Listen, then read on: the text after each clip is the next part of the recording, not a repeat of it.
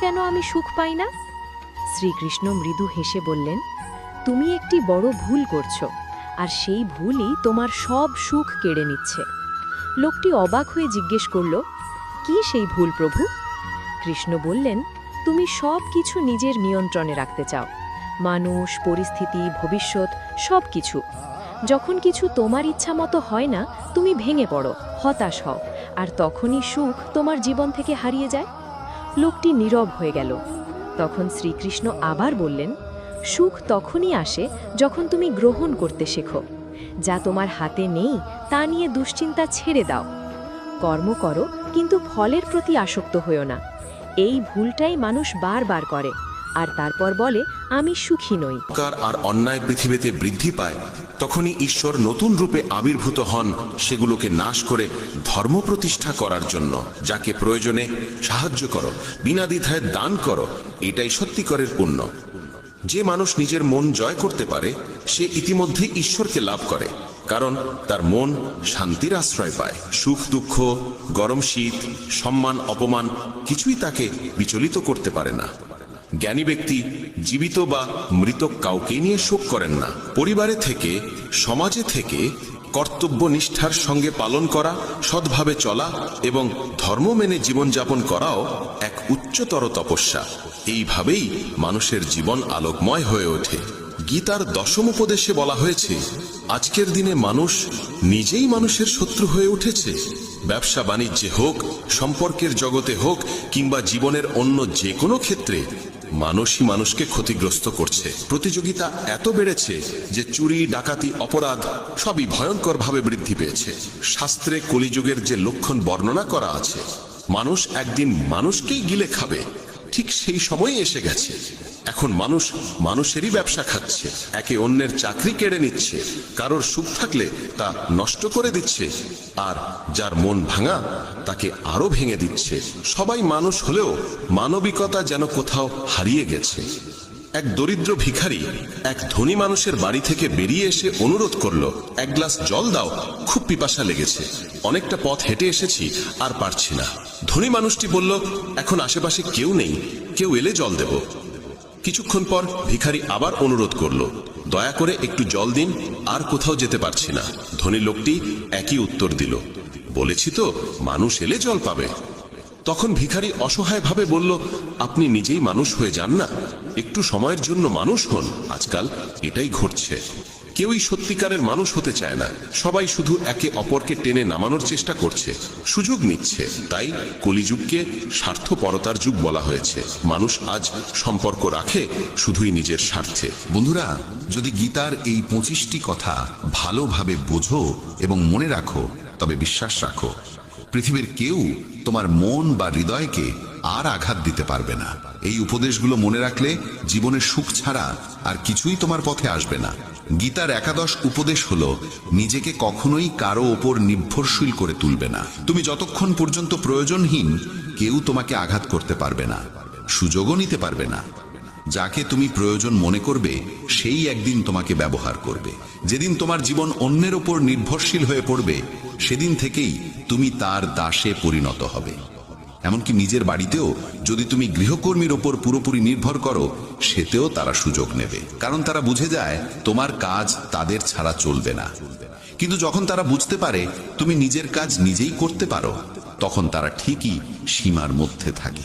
যদি চাকরিতে বসের ভুল আচরণও তুমি সহ্য করে যাও, তবে নিশ্চিত জানবে তোমার নিজেরই প্রয়োজন, আর সেই প্রয়োজনের সুযোগ সে নিচ্ছে। পরিবারেও যাকে তুমি প্রয়োজন মনে করো, সেই তোমাকে সবচেয়ে বেশি কষ্ট দেয়, কারণ তুমি তার হাতের মুঠোয়। মানুষ দুর্বল কাউকে নিয়ন্ত্রণে রাখতে ভালোবাসে। তুমি যতই ভালো করো, কিছু দেবে, তবুও তারা তোমাকে নিচে ধরে রাখতেই আনন্দ পায়। তোমার যদি প্রতিভা থাকে, সেটিকেই ছেটে দেওয়ার চেষ্টা হবে, যাতে তুমি কখনোই নিজের মতো করে এগোতে না পারো। কারো উপর নির্ভরশীল হবার চেয়ে মৃত্যু ভালো, কারণ প্রয়োজন মানুষকে দাস বানিয়ে দেয়। ভাবো তো, যাদের উপর তুমি নির্ভর করো, কষ্টও তো আসে তাদের থেকেই। প্রয়োজন শুধু শরীর বা কাজের নয়, মনেরও। আমরা কারো সঙ্গ চাই, কারো ভরসা চাই, না হলে একাকিত্ব অসহ্য মনে হয়। তখনই ভুল মানুষের দিকে আকর্ষণ জন্মায়, আর তারা সেই দুর্বলতাকে ব্যবহার করে জীবনকে নরকে পরিণত করে। মনে রাখবে, তোমার মা বাবা ছাড়া এ পৃথিবীতে কেউ জন্মায়নি যে তোমাকে ব্যবহার করবে না। তাই কখনো নিজেকে কারো প্রয়োজনের দাস বানিও না।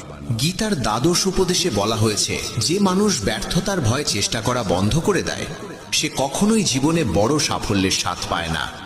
রাগ মানুষের মনে বিভ্রান্তি সৃষ্টি করে, সেই বিভ্রান্তি মনকে অস্থির করে, অস্থির মন যুক্তিকে নষ্ট করে দেয়, আর যুক্তিহীন মানুষ ধ্বংসের দিকেই এগোয়। মহান সাফল্যের দরজা খুলে যায় যে 5টি চাবিতে: সৎ চিন্তা, মনোযোগ, সত্যনিষ্ঠা, দৃঢ় সংকল্প এবং অবিরাম পরিশ্রম।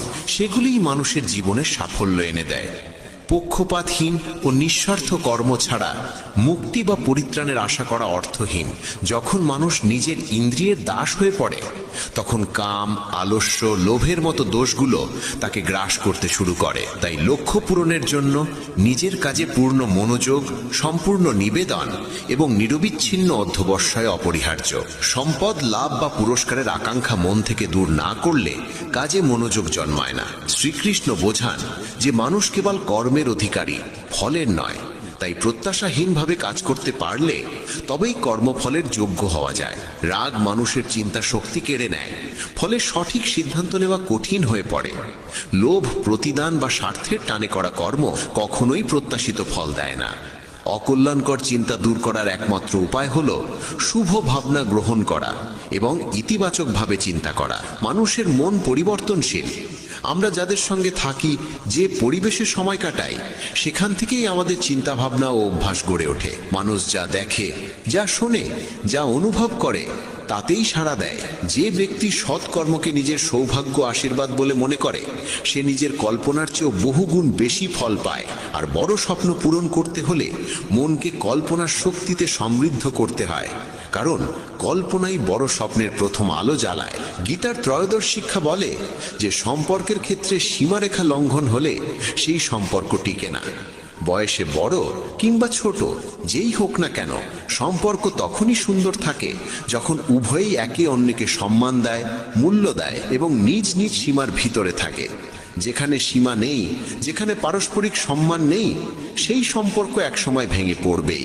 গীতার আরেক শিক্ষা জানায় যে যারা বাইরে থেকে বন্ধু সেজে থাকে অথচ অন্তরে ক্ষতি করার ফন্দি আটে, তাদের থেকে দূরে থাকাই শ্রেয়। চাণক্য বলেছিলেন, এমন মানুষ ঠিক সেই পাত্রের মতো যার মুখে অমৃত আর ভেতরে বিষ।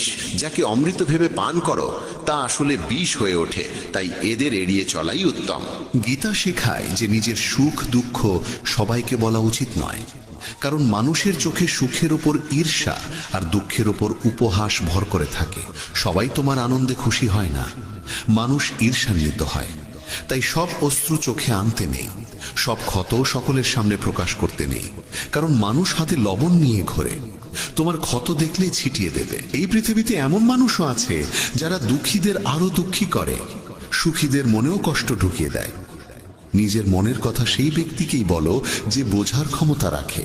জীবনে নতুন সূচনার জন্য অনেক সময় পুরনোকে পুরোপুরি মুছে ফেলতে হয়। কুন্তী প্রশ্ন করেছিলেন, শ্রীকৃষ্ণ কেন এমন ভয়াবহ যুদ্ধ ঘটালেন?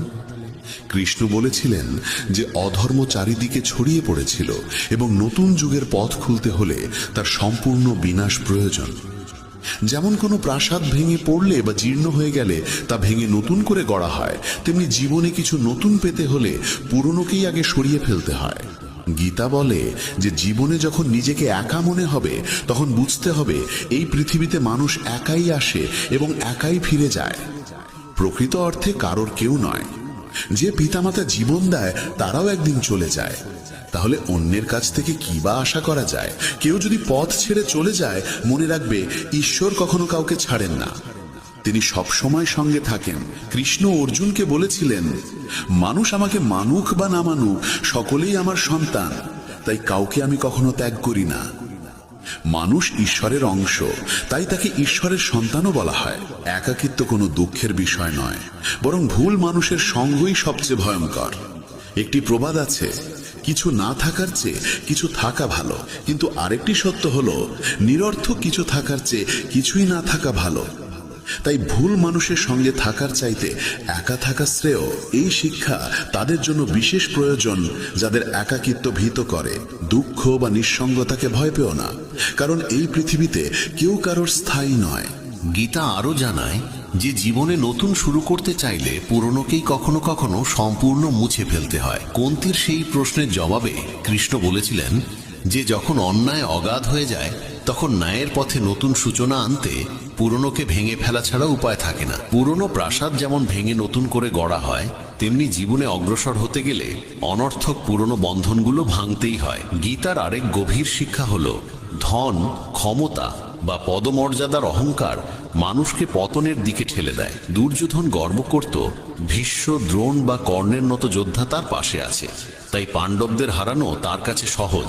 এই গর্বই তাকে পতনের দিকে নিয়ে গেল। যে ব্যক্তি সম্পদ বা ক্ষমতার দম্ভে অন্যকে হেয় করে, একদিন সেই অহংকারই তার ধ্বংসের কারণ হয়।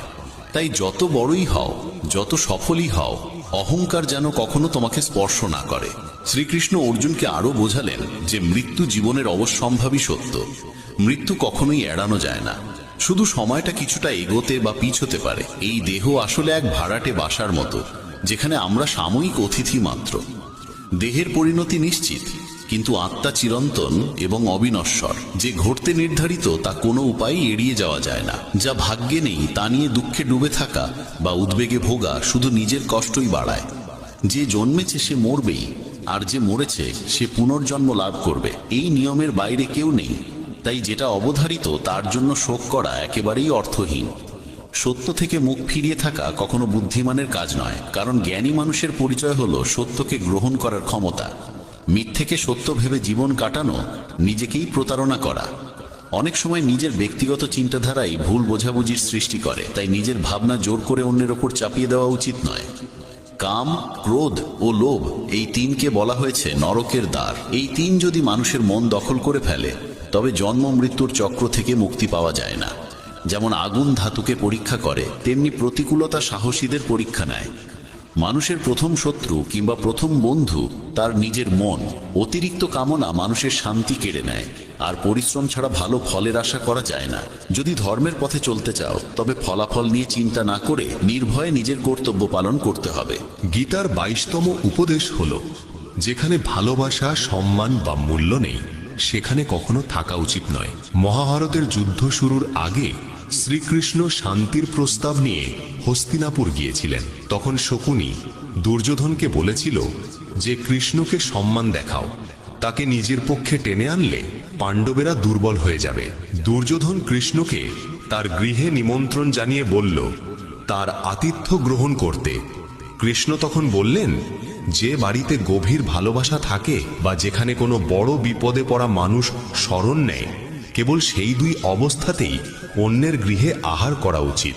দুর্যোধনের প্রতি তার কোনো ভালোবাসা নেই, আর কৃষ্ণ কোনো বিপদেও পড়েননি, তাই স্বার্থপর মানুষের বাড়িতে যাওয়া যায় না। এখান থেকেই শিক্ষা, যেখানে ভালোবাসা, সম্মান বা মূল্য নেই, সেখানে থাকা মানেই অপমান ডেকে আনা। মানুষকে থাকতে হবে সেই জায়গায় যেখানে তাকে সত্যিই শ্রদ্ধা করা হয়। গীতার 23তম উপদেশে বলা হয়েছে, মূর্খ ও দুষ্ট মানুষের কাছে জ্ঞান দেওয়া উচিত নয়। তারা তা সহ্য করতে পারে না, তাদের অহংকার আহত হয়, আর সময় এলে তারা সেই মানুষকেই ক্ষতি করে। মানব জীবন অত্যন্ত মূল্যবান, তাই এটিকে বিফলে নষ্ট করা ঠিক নয়। এমন কর্ম করতে হবে যা ভবিষ্যৎ প্রজন্মকে পথ দেখাবে। শ্রীকৃষ্ণ অর্জুনকে বলেন যে জীবনের মর্যাদা বোঝে এমন মানুষই জীবনের সঠিক মূল্য নির্ধারণ করতে পারে। নিজেকে শ্রেষ্ঠ করে তুলতে পারলে একদিন বিশ্ব তার মর্যাদা স্বীকার করবে। জীবন অতীতে নেই, ভবিষ্যতে নেই, জীবন আছে এই বর্তমান মুহূর্তে, তাই বর্তমানটিকেই আনন্দে বাঁচতে হবে। শ্রীকৃষ্ণ বলেন তিনি তার বহু জন্মের স্মৃতি মনে রাখেন, কিন্তু মানুষ সেই স্মৃতি ভুলে যায়। মানুষ নিজের জীবনকে যোগ্য করে তোলার মাধ্যমেই সুখ সাফল্য অর্জন করতে পারে। ঈশ্বর জীবনে বহু সুযোগ দেন, কিন্তু ইন্দ্রিয়ের দাস হয়ে মানুষ সেসব সুযোগ কাজে লাগাতে পারে না। সৎকর্মের সুযোগ কখনো হারানো উচিত নয়। যে ব্যক্তি প্রতিদানের আশা ছাড়া নিজের কর্তব্য করে, তার জীবনই সত্যিকার অর্থে সফল হয়। ভুল কাজের পর ভালো কাজ করলেও পূর্বের পাপের প্রতিক্রিয়া কোনো না কোনো ভাবে ভোগ করতেই হয়। শ্রীকৃষ্ণ বলেন, সত্যিকারের যোগী সেই মানুষ যে নিষ্ঠার সঙ্গে নিজের কর্মকে ধর্ম বলে গ্রহণ করে, কিন্তু ফলাফলের প্রতি আসক্ত থাকে না। যে কর্মফল চায় না এবং অপছন্দও করে না, তাকেই সন্ন্যাসী বলা হয়। মানুষের জীবনে যে কোনো উচ্চ অবস্থান অর্জন করা সম্ভব যদি সে নিজের মনকে নিয়ন্ত্রণ করে এবং নিজের উপর আস্থা রাখে। ঈশ্বর দুর্বলতা দেন, কিন্তু মর্যাদা মানুষের নিজের মনই তৈরি করে।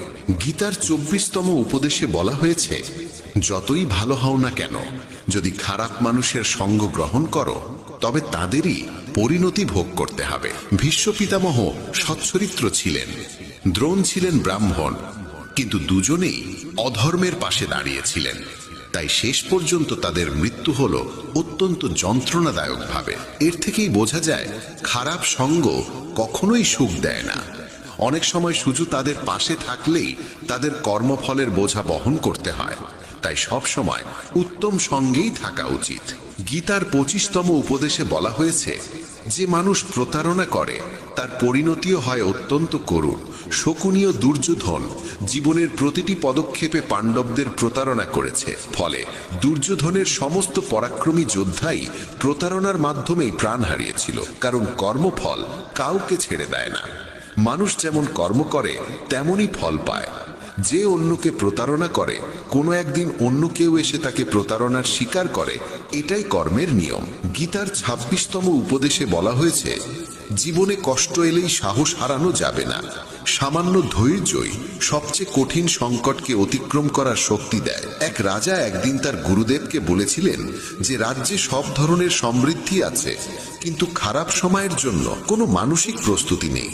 তখন গুরু একটি তাবিজ তার হাতে বেঁধে দিয়ে বলেছিলেন, জীবনে এমন সময় এলো যখন মনে হবে এর যে খারাপ আর কিছু হতে পারে না, তখন এই তাবিজ খুলে এর ভেতরের মন্ত্রটি পড়বে, তাতেই তুমি অপার শক্তি পাবে।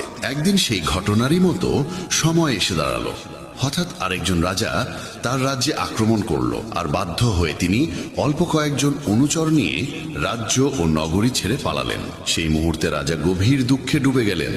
তার মনে পড়ল, গুরু বলেছিলেন জীবনে যখন সত্যিই ভয়াবহ সময় আসবে তখন তাবিজ খুলে ভেতরের মন্ত্রটি পড়তে, সেই মন্ত্রই তাকে শক্তি দেবে। রাজা ভাবলেন, এর চেয়ে দুঃসময় আর কি হতে পারে। তিনি তাবিজটি খুললেন, আর ভেতরে লেখা ছিল, এই সময়টাও কেটে যাবে। এই বাক্য পড়েই তিনি এক অদ্ভুত দৃঢ়তায় ভরে উঠলেন। তিনি বিশ্বাস করলেন বর্তমান দুঃসময় চিরস্থায়ী নয়, এটিও একদিন শেষ হবে। তাই সাহস হারানো চলবে না। তিনি ঠিক করলেন আবার সেনাবাহিনী গুছিয়ে তুলতে হবে। রাজা সৈন্যদের একত্র করলেন, আক্রমণকারী রাজাকে মোকাবিলা করলেন এবং শেষ পর্যন্ত নিজের রাজ্য পুনরুদ্ধার করলেন। জীবনে যত ভয়াবহ পরিস্থিতি আসুক না কেন, কোনো অবস্থাই স্থায়ী নয়। দুঃসময় একদিন নিশ্চয়ই কেটে যায়। আমরা জীবনে অসংখ্য দুঃখ কষ্টের মুখোমুখি হই, কিন্তু প্রতিবারই সেগুলোকে অতিক্রম করে ওঠার শক্তি পাই। একইভাবে তোমার জীবনেও যদি কোনো কঠিন সময় আসে, বিশ্বাস রাখো এটিও একদিন সরে যাবে। তাই কখনোই সাহস হারিও না। ধৈর্য ধরে টিকে থাকতে পারলে জীবনের সবচেয়ে কঠিন ঝড়ও শান্ত হয়ে যায়। গীতার 27তম উপদেশ হলো, এই যুগে অতিরিক্ত ভালো হতে নেই, না হলে মানুষ তোমাকে শোষণ করে নিঃস্ব করে দেবে। পাণ্ডবদের জীবনী শেখায় নিতান্ত সৎ হওয়াই কখনো কখনো বড় কষ্টের কারণ হয়। তারা সর্বদা ন্যায়ের পথে চলেছে, কখনো অন্যায় করেনি, তবুও রাজ্য হারিয়েছে। তাদের স্ত্রীকে প্রকাশ্যে অপমান করার চেষ্টা হয়েছে, তাদের ভিক্ষা করে বাঁচতে হয়েছে, কারণ তারা ছিলেন অতিরিক্ত ভালো। তখন যেমন ছিল, আজকের পৃথিবী তো আরো কঠিন। মানুষ সৎ মানুষকে কম সম্মান দেয়, বরং বেশি ব্যবহার করে। তুমি যত ভালো ব্যবহার করবে, অনেকেই তোমার সঙ্গে তত খারাপ আচরণ করবে।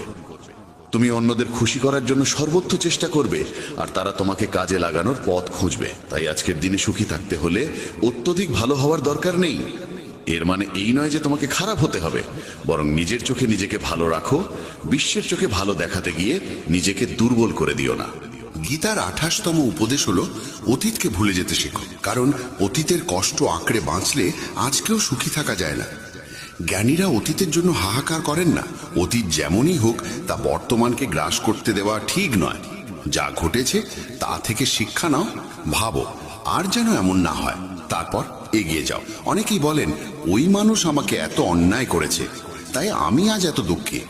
কেউ কেউ সারা জীবন অন্যদের দোষ দিতে দিতে নিজের কষ্ট বাড়িয়ে তোলে, কিন্তু যতক্ষণ তুমি অন্যকে দোষ দেবে ততক্ষণ কখনো সুখী হতে পারবে না, সামনে এগোতেও পারবে না।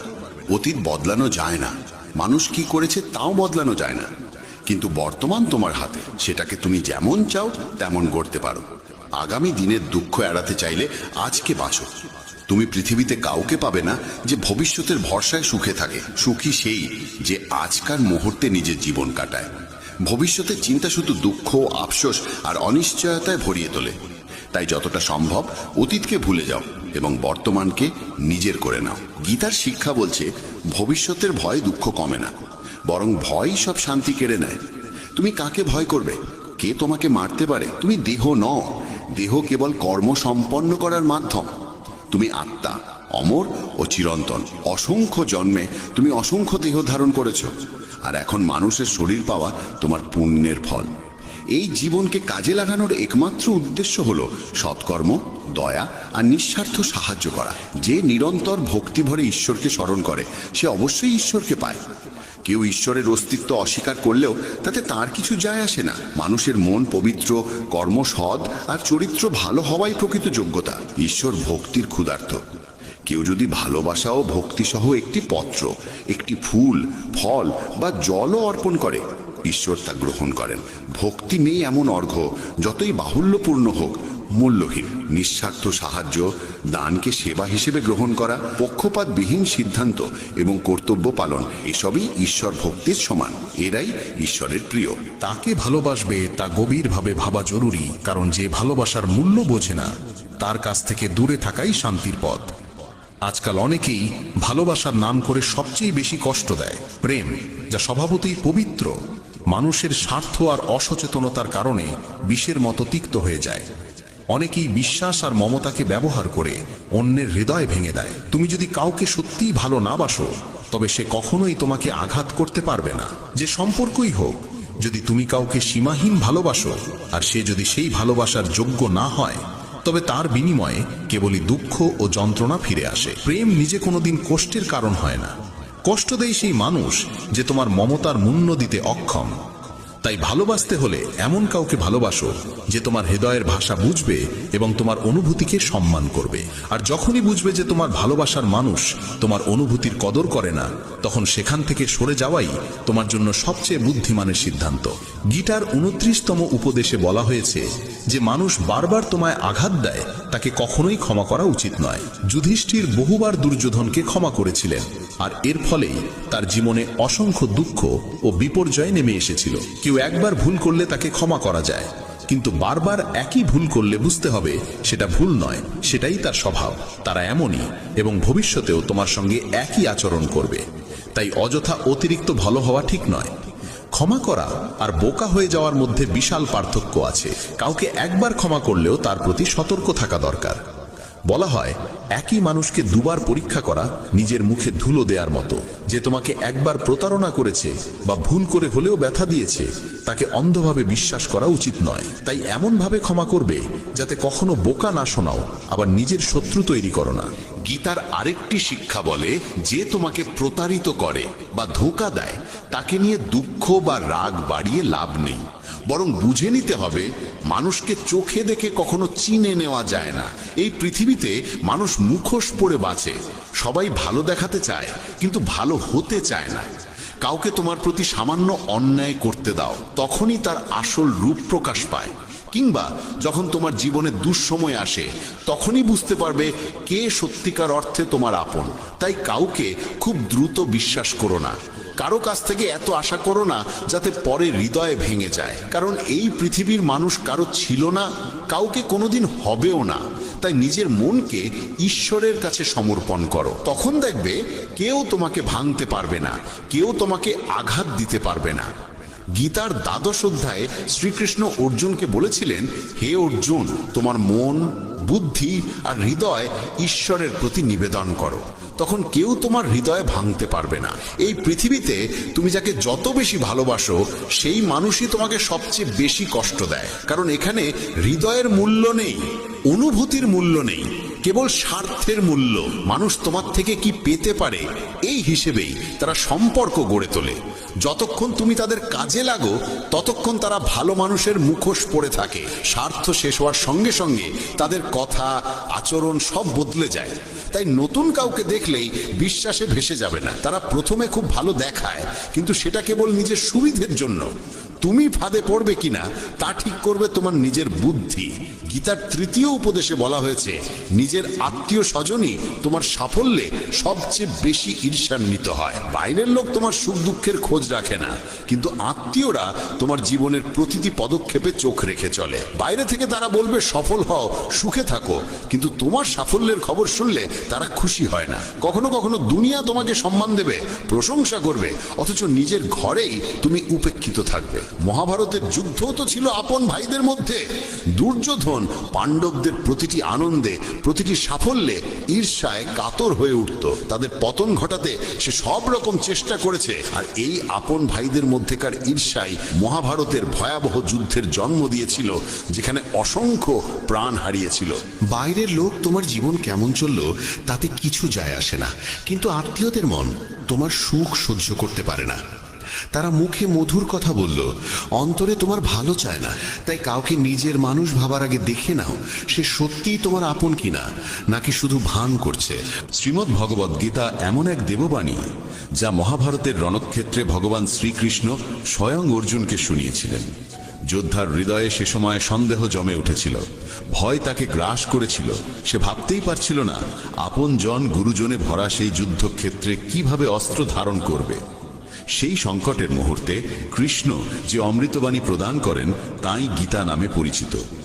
৮৮ অধ্যায় আর ৭০০রও বেশি শ্লোক নিয়ে গঠিত এই গ্রন্থ জীবন সম্পর্কে এমন সব গভীর সত্য তুলে ধরে যা মানুষের প্রত্যেক প্রশ্নের সামনে অদ্ভুত স্পষ্টতা এনে দেয়। কর্ম, ধর্ম, জ্ঞান, ভক্তি, ত্যাগ এবং জীবনের আসল উদ্দেশ্য। বলা হয়, যে সংসারে গীতার পাঠ ধ্বনিত হয় সেই গৃহে শান্তি নিজেই বসতি করে। তাই আজ আমরা গীতার আদর্শকে একেবারে সরল, নিখুঁত এবং সহজ ভঙ্গিতে উপলব্ধি করব, যাতে এই জ্ঞান তোমার ভাবনা বদলায়, তোমার কর্মের দিশা ঠিক করে এবং পুরো জীবনকে নতুন আলোয় আলোকিত করে। অনেকেই বলেন কর্মই সর্বোচ্চ ধর্ম।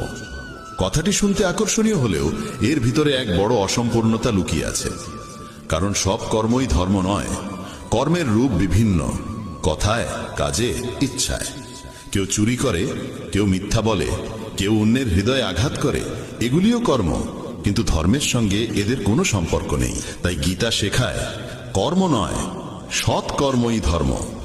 সেই কর্মই ধর্ম যা সত্যের সঙ্গে যুক্ত, দয়ার সঙ্গে জড়িত, ন্যায় ও শুভবুদ্ধির প্রতিফলন, যে কর্ম কারো অমঙ্গল ঘটায় না এবং আত্মাকে পরিশুদ্ধ করে। ধর্মসঙ্গত কর্ম জীবনকে দীপ শিখার মতো আলোকিত করে। তাই শুধু বলা যে কর্মই ধর্ম, এটি ভুল এবং কখনো কখনো বিপথেও নিয়ে যেতে পারে। আসল কথা হলো ধর্মের সঙ্গে সঙ্গতি রাখা কর্মই সত্যিকারের ধর্ম। শ্রীকৃষ্ণ অর্জুনকে বলেন, হে পার্থ, মনে রেখো ধর্মই চূড়ান্ত আশ্রয়। কর্ম সদা দুই প্রকার, ধর্ম ও অধর্ম। যে মানুষ তার কর্তব্যকে সত্য, দয়া, করুণা, ক্ষমা এবং অহংকার বর্জিত মন নিয়ে পালন করে, আমি কৃষ্ণ তার সঙ্গেই থাকি। যে সৎ পথে চলে সে কোনোদিন একা থাকে না, ঈশ্বর তার সঙ্গী হয়ে দাঁড়ান।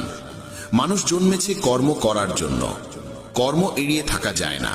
কিন্তু প্রকৃত পার্থক্য হচ্ছে কর্মের উদ্দেশ্য ও কর্মের ভেতরের অনুভূতিতে। শুভ কর্ম মানুষকে আত্মিক উন্নতিতে নিয়ে যায়, আর ভুল কর্ম ধীরে ধীরে নিজেরই জীবনকে ভেঙে দেয়।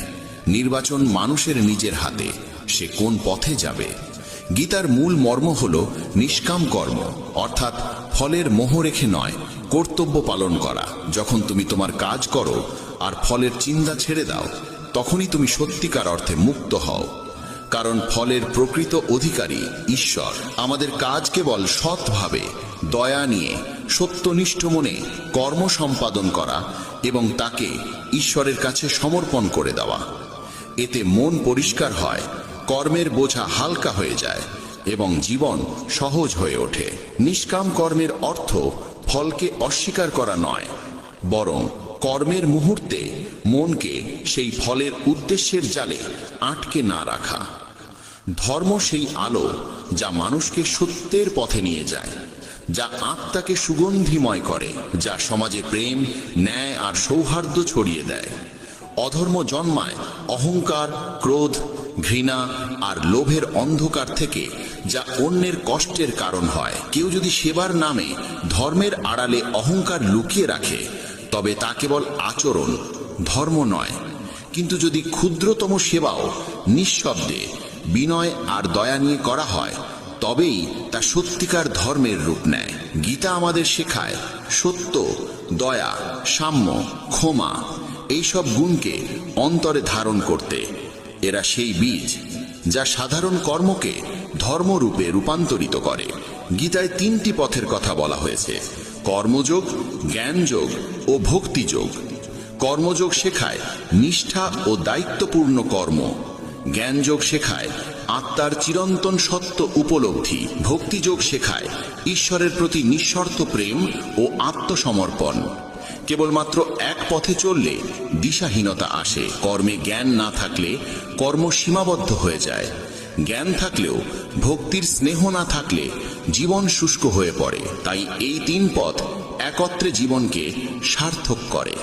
যখন অর্জুন যুদ্ধক্ষেত্রে দাঁড়িয়ে দ্বিধার টানাপোড়েনে ভেঙে পড়েছিল, সেই মুহূর্ত মানুষের জীবনের বহু সংকটের প্রতিচ্ছবি। যখন সম্পর্ক, অনুভূতি আর দায়িত্ব একে অপরের বিপরীতে দাঁড়ায়, তখন মন পথ হারায়। গীতা তখনই বলে, প্রথমে নিজের কর্তব্যকে চিনে নাও, তারপর সিদ্ধান্ত নাও। কৃষ্ণ অর্জুনকে শুধু চোখের সামনে থাকা সত্য নয়, জীবনের বৃহত্তর সত্য দেখতে শেখান। আত্মার অমরত্ব, ধর্মের মহিমা এবং কর্মফলের চিরন্তন বিধান।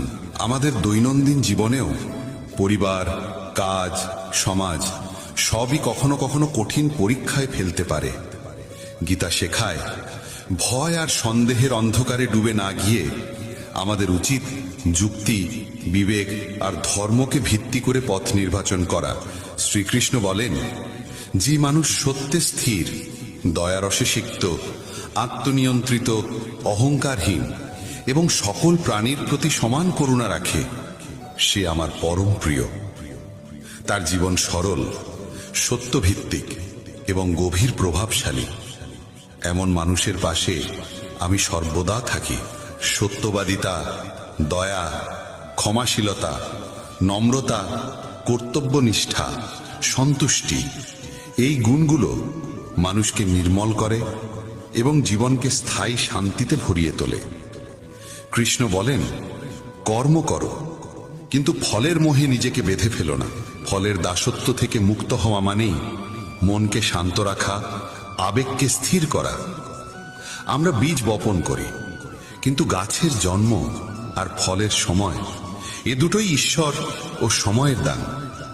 তাই সর্বোচ্চ চেষ্টা করো, কিন্তু ফলকে নিজের বলে দাবি করো না। এতে কর্ম পবিত্র হয়ে ওঠে। কোনো কাজ শুরু করার আগে তার ভালো মন্দ পরিণতি ভেবে নাও। দেখো যে কর্মটি অন্যের ক্ষতি করবে কিনা।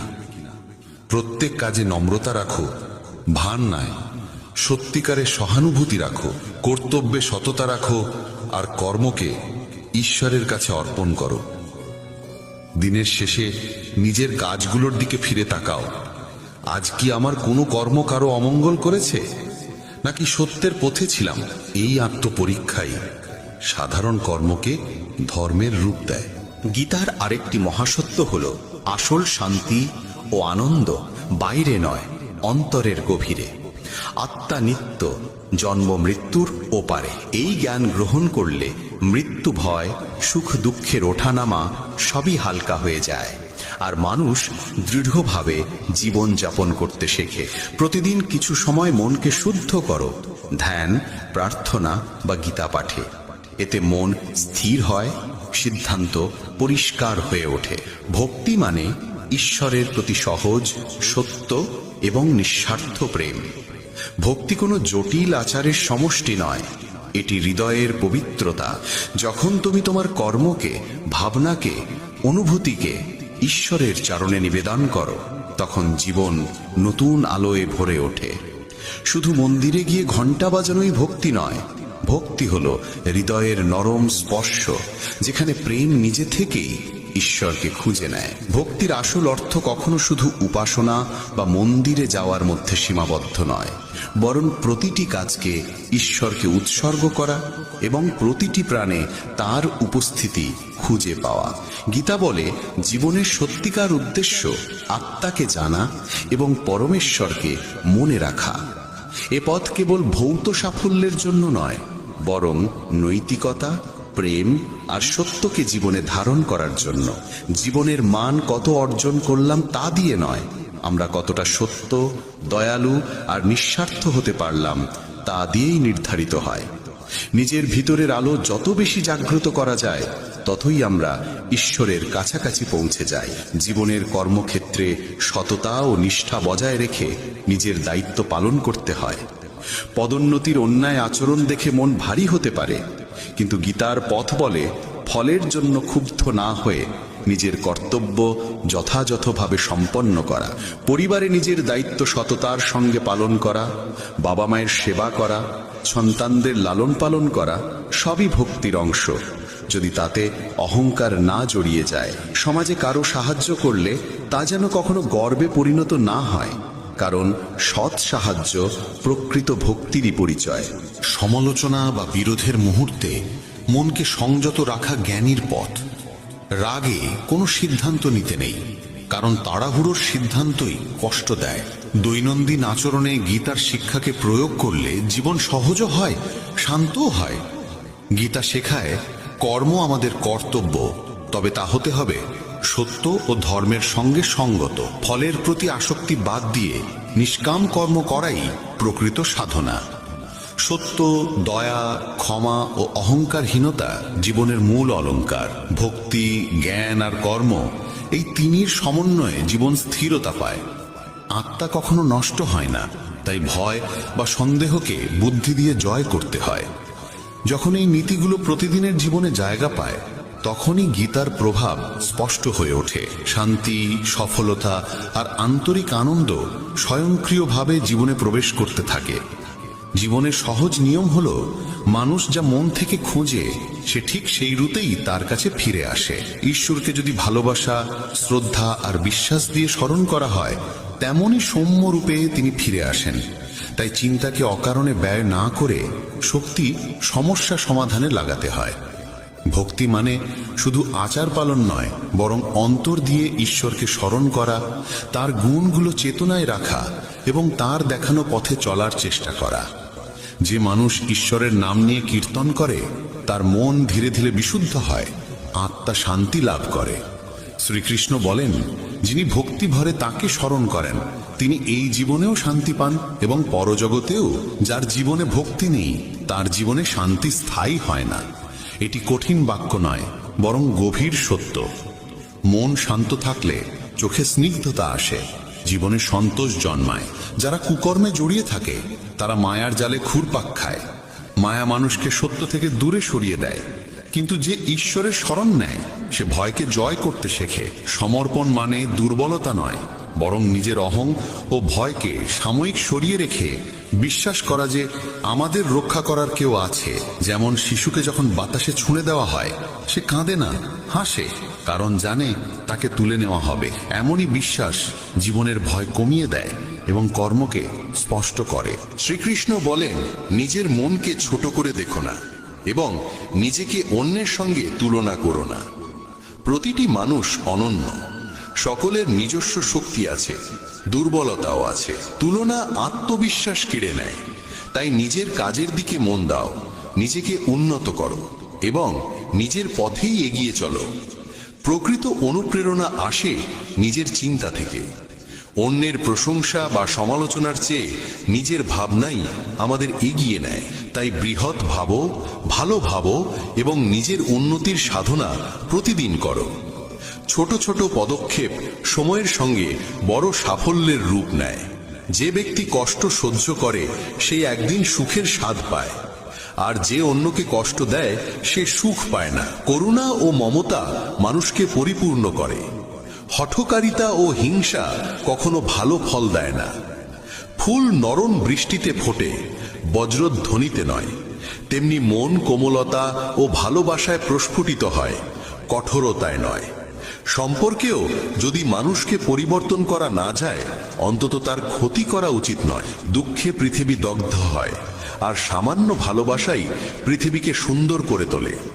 একটি ছোট দান, একটুকু হাসি বা সামান্য সাহায্য বড় পরিবর্তন আনতে পারে। এই পৃথিবীর সবচেয়ে মূল্যবান সম্পদ হলো মনের শান্তি। যে নিজের মনকে শান্ত রাখতে পারে, সেও সত্যিকারের ধনী। শান্তির জন্য বাহ্যিক সম্পদের প্রয়োজন নেই, প্রয়োজন শুধু সমন্বয় ও বোঝাপড়া। মনকে শান্ত রাখার অভ্যেস গড়ে তুলতে হয়। ধ্যান, প্রার্থনা, সাদাসিধে জীবন আর নিয়ম মাফিক দিন যাপন এতে সাহায্য করে। প্রতিদিন সামান্য সময় নিজের সঙ্গে কাটিয়ে ভাবতে হয়, যা চাইছি তা সত্যিই প্রয়োজনীয় কিনা। বেশিরভাগ চাওয়া আসে অভ্যেস বা ভয় থেকে, বাস্তব প্রয়োজন থেকে নয়। সময়ের গতি মানুষের ইচ্ছা অনুযায়ী চলে না। সময় যেদিকে নিয়ে যায় সেদিকেই হাঁটতে হয়। জীবন কঠিন মনে হয় তখনই যখন পরিস্থিতি বদলানোর চেষ্টা করি, নিজের দৃষ্টিভঙ্গি বদলানোর চেষ্টা না করে। যখন বুঝতে শিখি যে কিছু বিষয় আমাদের নিয়ন্ত্রণের বাইরে, তখনই শক্তি সেই জায়গায় খরচ হয় যেখানে পরিবর্তন সম্ভব। আমাদের আচরণ, সিদ্ধান্ত আর ভাবনায় গ্রহণ করার মনোভাব দুর্বলতা নয়, পরিপক্কতা। সত্য কখনো চিৎকার করে না, সে নিঃশব্দেই আলো ছড়ায়। অসত্য যতই দাবি করুক, তার ভিত ফাঁপা। যেমন আলোর রেখা অন্ধকারে নিজের কাজ চালিয়ে যায়, সত্যও শেষ পর্যন্ত পথ দেখায়। যারা সত্য ও ন্যায় পথে চলে, তাদের পথ সহজ নয়, কিন্তু স্থিরতা থাকে। সৎ জীবন অন্যের জন্য দৃষ্টান্ত হয়ে ওঠে। মানুষের আচরণ সমাজকে শিক্ষা দেয়। কথা নিয়ন্ত্রণে রাখা জরুরি, কারণ বলা কথা ফিরিয়ে নেওয়া যায় না, আর শব্দের আঘাত অনেক গভীর। তাই বলার আগে চিন্তা করা প্রয়োজন। যদি কারো মঙ্গল না করতে পারো, অন্তত ক্ষতি করো না। নম্রতা ও সত্যতা কথায় থাকলে সম্পর্ক দৃঢ় হয়। মিথ্যা সম্পর্ককে ভেঙে দেয়। নীতি ও ধর্মের জন্য দাঁড়াতে হয়। অন্যায়ের বিরোধ করা এবং আপনজনের কল্যাণে ত্যাগ করা মহৎ কাজ। কখনো ত্যাগ মানে ছোট সুখ ত্যাগ করে বড় কল্যাণ বেছে নেওয়া। সত্য ঠিক তেমনই, তাকে যতই দমন করা হোক, সে শেষমেশ জলপৃষ্ঠের তেলের মতোই উপরে উঠে আসে। তাই নিজের নীতিতে অটল থাকা প্রয়োজন। যে মানুষ গীতা পড়ে ও তার উপদেশ পালন করে, তার খারাপ কর্মের প্রভাব ধীরে ধীরে ক্ষীণ হয়ে যায়। সবাইকে কর্মফল ভোগ করতে হয়, তবে সৎ পথ ধরে চললে সেই ফলও রূপান্তরিত হয়। বর্তমান কর্মকে সঠিক করে তোলা যায়। নিষ্কামভাবে কর্ম করলে অন্তরে শান্তির জন্ম হয়। কর্মযোগের মর্ম এটাই, কর্ম করো কিন্তু ফলের চাহিদায় মনকে ব্যস্ত করো না। মৃত্যু এক অটল সত্য। সৃষ্টির আদিকাল থেকে জন্ম আর মৃত্যু একই চক্রে ঘুরে চলেছে। যেমন পুরনো পোশাক ছেড়ে নতুন পোশাক পরে মানুষ, তেমনি আত্মাও পুরনো দেহ ত্যাগ করে নতুন দেহে প্রবেশ করে। এই সত্য উপলব্ধি করলে ভয় কমে যায় এবং মানুষ বর্তমানকে বাঁচতে শেখে। জ্ঞানী ব্যক্তি মৃতের জন্য এমন শোক করেন না যে জীবনের পথ থমকে যায়, আর জীবিতদের জন্য এমন দুঃখও করেন না যা জীবনকে স্তব্ধ করে দেয়। তারা জানেন যা গেছে তা আবার ফিরবে, আর যা আছে একদিন চলে যাবে। জীবনে যা আসে তাকে মেনে নেওয়ার সাহসী জীবনের পথকে সহজ করে তোলে। যদি কোনোদিন সুযোগ পাও, তবে কারোর পথপ্রদর্শক কিংবা সহায়ক হয়ে উঠতে দ্বিধা করো না। কারোর জন্য সার্থক সঙ্গী হওয়া কোনো স্বার্থ নয়, বরং মানবতার সবচেয়ে সুন্দর প্রকাশ। যেমন একটি প্রদীপ নিজের আলো কমায় না, কিন্তু অসংখ্য প্রদীপ জ্বালিয়ে দিতে পারে, তেমনি তোমার সামান্য যোগানো অন্যের জীবন আলোকিত করতে পারে। নিজের পরিচয় অক্ষুণ্ণ রেখে কারোর পাশে থাকা এবং দায়িত্ব ভাগ করে নেওয়াই প্রকৃত মানবতা। আমরা যখন অন্যের উপকার করি, তখন মনও শান্ত হয়, আত্মাও তৃপ্তি পায়, আর এই তৃপ্তি আসল সন্তোষ। শ্রীকৃষ্ণের উপদেশ শুধু শব্দে ছিল না, তা তার কাজে প্রতিফলিত হতো। তাই গীতার বাক্য শুধু শুনলেই বা পড়লেই হবে না, তাকে জীবনে ধারণ করতে হবে। তুমি কতটা সঠিক কিংবা কতটা ভুল, তা কেবল তোমার অন্তর আর পরমেশ্বরই জানেন। নিজের হিসেব নিজেকেই রাখতে হয় এবং নিঃস্বার্থভাবে সত্য পথে চলতে হয়। এই শুদ্ধতা মানুষকে দুঃসময় ধৈর্যবান করে তোলে এবং সাফল্যে অহংকার থেকে রক্ষা করে। যখন বুঝে যাবে যে জীবনে কিছুই স্থায়ী নয়, তখন ভয় মুক্ত হয়ে বর্তমানকে গ্রহণ করতে পারবে।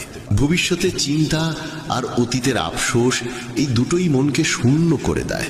তাই যা আছে তাকে গ্রহণ করো, যা নেই তাকে ছেড়ে দাও। পরিবর্তন মানেই দুঃখ নয়, বরং নতুন পথ শুরু করার সুযোগ।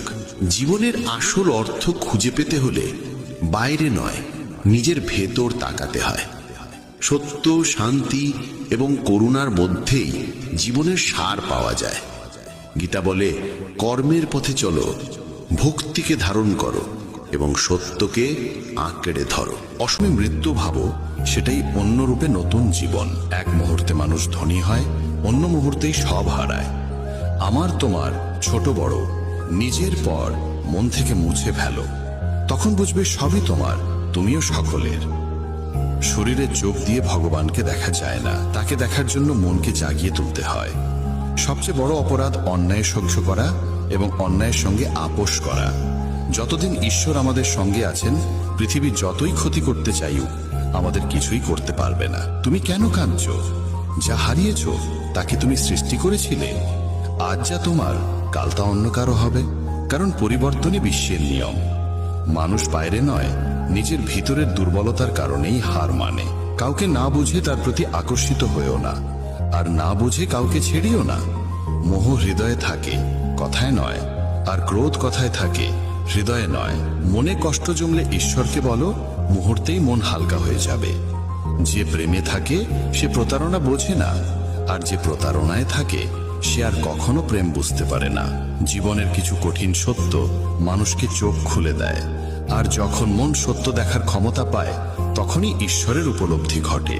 নতুন জিনিস সবারই ভালো লাগে, কিন্তু প্রকৃত সত্য জানা যায় পুরনো হওয়ার পরে, সেটা জিনিসই হোক বা মানুষই হোক। গীতা বলে, দুঃখে যদি তুমি একা থাকো তবে সুখে কাউকে কাছে টেনে নিও না।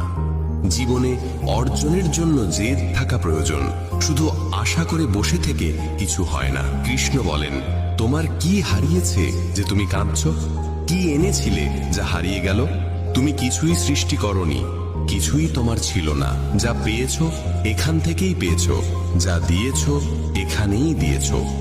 আজ যা তোমার, কাল তা অন্যের হবে, কারণ পরিবর্তনই বিশ্বের নিয়ম। ফল কখনোই আমাদের ভাবনার মতো আসে না, ফল আসে কেবল আমাদের পরিশ্রমের পরিমাণ অনুযায়ী। ভেঙে পড়া সব সময়ই শেষ হয়ে যাওয়া নয়, অনেক সময় ভাঙন থেকেই জীবনের নতুন শুরু হয়। অতীতকে আঁকড়ে ধরে নিজের জীবনকে বন্দী করো না, ওটা ছিল কেবল একটি শিক্ষা, সারা জীবনের শাস্তি নয়। তুমি যত বই পড়ো, যত ভালো উপদেশই শোনো, তাতে কোনো লাভ নেই যদি সেগুলোকে জীবনে পালন না করো।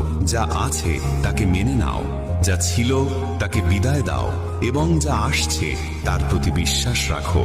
ভালো সময়ের চেয়ে ভালো মানুষের সঙ্গ বেশি মূল্যবান, কারণ একজন ভালো মানুষ ভালো সময় এনে দিতে পারে, কিন্তু ভালো সময় কখনো ভালো মানুষ এনে দিতে পারে না। হে পরমেশ্বর, আমাকে এত নিচে ফেলো না যে আমি তোমাকে ডাকলেও তুমি শুনতে না পাও, আর এত উঁচুতেও তুলো না যে তুমি ডাকলেও আমি শোনার যোগ্যতা না রাখি।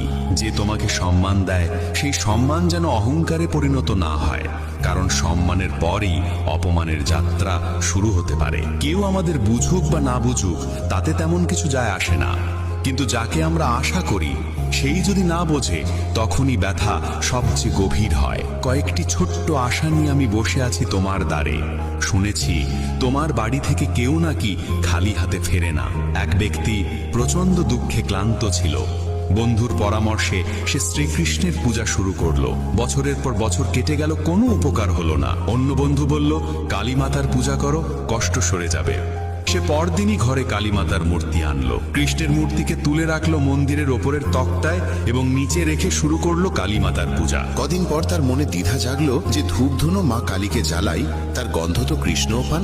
তাই সে ভাবল, কৃষ্ণ ঠাকুরের মুখটাই বেঁধে দিই। সে যখন ওপরে উঠে কৃষ্ণের মুখ বেঁধে দিচ্ছিল, তখন কৃষ্ণ তার হাত ধরে ফেললেন। মানুষটি বিস্ময়ে জিজ্ঞেস করলো, এতদিন পূজা করলাম, কোনোদিন দেখা দিলে না, আজ হঠাৎ এলে কেন? কৃষ্ণ বললেন, এতদিন তুমি আমাকে নিছক একটি মূর্তি ভেবে পূজা করেছিলে, কিন্তু আজ তুমি বিশ্বাস করেছ যে কৃষ্ণ শ্বাস নিচ্ছেন। সেই বিশ্বাসের কারণেই আমি এসেছি। বন্ধুরা, মনে রাখো, ঈশ্বর সর্বত্র আছেন, প্রত্যেক কণায়। প্রয়োজন কেবল বিশ্বাসের। মুঠি বেঁধে মানুষ জন্মায়, আর হাত খোলা অবস্থায় পৃথিবী ছেড়ে যায়। এই পৃথিবীর সবকিছু পৃথিবীতেই পড়ে থাকে। কাউকে ভালোভাবে না চিনে মানুষের কথায় তার সম্পর্কে ভুল ধারণা তৈরি করা নিছক বোকামি। শক্তির চেয়ে বুদ্ধির ব্যবহার বড়। শক্তি তোমাকে লড়াই শেখাবে, আর বুদ্ধি শেখাবে জয়ের পথ। মানুষের আস্থা তখনই পরীক্ষা হয় যখন মনোবাসনা পূরণ না হলেও হৃদয় কেবল ঈশ্বরের প্রতি কৃতজ্ঞতাই উচ্চারণ করে। যে শুনতে চায় না তাকে কখনো বোঝানো যায় না। বোঝানো যায় তাকে যার মধ্যে বোঝার মন থাকে। প্রতারণা, পাপ, কৌশল এসবের ফল মানুষকে এখানেই ভোগ করতে হয়। সময় কাউকে ক্ষমা করে না, এই সত্যি কখনো ভুলো না। ঈশ্বর কেবল তখনই বিশেষ দয়া করেন যখন তারা কোনো প্রাণকে মানবদেহ দেন, কারণ মানুষের শরীরেই মোক্ষ লাভের পথ সম্ভব। কাউকে কাঁদিয়ে কেউ কোনোদিন হাসতে পারে না। এটাই বিধির ব্যবস্থা, যা আজ পর্যন্ত কেউ বুঝে উঠতে পারেনি। মানুষ কি বলবে, এই একটি বাক্যের জালে সমাজের অসংখ্য স্বপ্ন ভেঙে যায়। নিজের জীবনের সিদ্ধান্ত নিজেকেই নিতে শেখো। কৃষ্ণ বলেন, যদি কেউ তোমার উপস্থিতিতে ক্লান্ত হয়ে পড়ে তবে তাকে ছেড়ে দাও। মানুষের জীবনে বোঝা হয়ে থাকার চেয়ে স্মৃতিতে রয়ে যাওয়া ভালো। বিশ্বাসী মানুষের চেয়ে বড় বোকা সেই যে বিশ্বাস ভেঙে দেয়, কারণ সামান্য স্বার্থের জন্য সে হারায় একজন সত্যিকার ভালো মানুষকে। রাধে নামের ভরসা কখনো বিভ্রান্ত করে না। প্রতিটি শুভক্ষেত্রে কৃষ্ণা সবচেয়ে আগে তোমার দরজায় আসবেন। এই পৃথিবীতে সবচেয়ে ভুল মানুষ সেই যে ভাবে প্রতিটি ব্যাপারে সেই একমাত্র সঠিক। মানুষ হওয়া যথেষ্ট নয়, মানুষের ভেতরে মানবিকতার থাকা আরো জরুরি। আপনজনদের কথাই হৃদয়ের গভীরে গিয়ে লাগে। পরের কথায় এত শক্তি নেই যে চোখে জল আনতে পারে। সময় ঠিক হলে ঈশ্বর তোমাকে সঠিক মানুষের সঙ্গেই মিলিয়ে দেবেন, যারা তোমার জীবনে উন্নতির পথ খুলে দেয়। কোনো ভালো মানুষের ভুল হলে তাকে ক্ষমা করো, কারণ মুক্ত যদি নোংরা পড়েও মুক্তর দাম কমে না। সব চেষ্টা করেও ফল না এলে সেটিকে ঈশ্বরের ইচ্ছা ভেবে সত্যকে স্বীকার করো। খুব ঘনিষ্ঠ মানুষকেও নিজের সব গোপন কথা বলো না। আজ যে তোমার, কাল সেই বিপরীত হতে পারে। মানুষের কথাকে মাথায় বোঝা বানিয়ে নিলে তুমি তাদের নিচে চাপা পড়বে। তার চেয়ে ভালো তাদের কথাকে পায়ের তলায় ফেলে উপরে ওঠার সিঁড়ি বানাও। একদিন উচ্চতায় পৌঁছবেই। জীবনকে কোনোদিনই বিশেষ কিছু যায় আসে না, তুমি বাঁচো বা মরো। কিন্তু তুমি যদি বাঁচতে চাও তাহলে জীবনকে দোষ দেওয়া বন্ধ করো। তোমার জীবনে যা ঘটে তার দায় প্রথমে তোমাকেই নিতে হবে। এ সত্য যত তাড়াতাড়ি মানবে, জীবন ঠিক তত তাড়াতাড়ি বদলে যাবে। নিজেকে দুর্বল ভাবা সবচেয়ে বড় পাপ। সাফল্যের জন্য দরকার অটল ধৈর্য এবং দৃঢ় ইচ্ছা শক্তি। আত্মসম্মান সর্বোচ্চ, এটাকে রক্ষা করতে কারো সঙ্গ ছাড়তে হলে তাতেও দ্বিধা নেই। যারা তোমার লক্ষ্যকে তুচ্ছ করে তাদের থেকে দূরেই থাকো। ছোট মন ছোটই চিন্তা করবে, আর মহৎ মন তোমাকে মনে করিয়ে দেবে তুমি মহৎ হতে পারো। অহংকারের সবচেয়ে খারাপ দিক হলো এটি কখনো তোমাকে বুঝতে দেয় না যে তুমি ভুল করছো। রাত যত অন্ধকার হয় তারা তত উজ্জ্বল হয়ে ওঠে। ঠিক তেমনি দুঃখ যত গভীর হয় ঈশ্বর তত কাছে থাকেন। তাই ধৈর্য ধরো, একদিন সব ঠিক হয়ে যাবে। অতীত যতই কঠিন হোক, নতুন শুরু করা সব সময় সম্ভব। আমাদের নিজেদের নিয়ে চিন্তার প্রয়োজন নেই, তাদের দরকার, কারণ আমার জীবনের রথের রক্ষক স্বয়ং সুদর্শন চক্রধারী। কৃষ্ণ বলেন, আমার উপর বিশ্বাস রাখার সাহস দেখাও, আমি তোমার আশাকে কখনো হতাশ হতে দেব না। যত্ন করে রাখা জিনিস এবং মন দিয়ে শোনা কথা কোনো না কোনো দিন কাজে লাগেই। নিজের ওপর ভরসা শিখতে হলে পাখিদের কাছে শেখো। সন্ধ্যায় তারা বাসায় ফেরে, অথচ তাদের ঠোঁটে পরদিনের জন্য কোনো খাদ্য থাকে না। সহনশীল হওয়া ভালো, কিন্তু অন্যায়ের প্রতিবাদ করা আরো বড় কর্তব্য। অন্যায়কে সমর্থন করা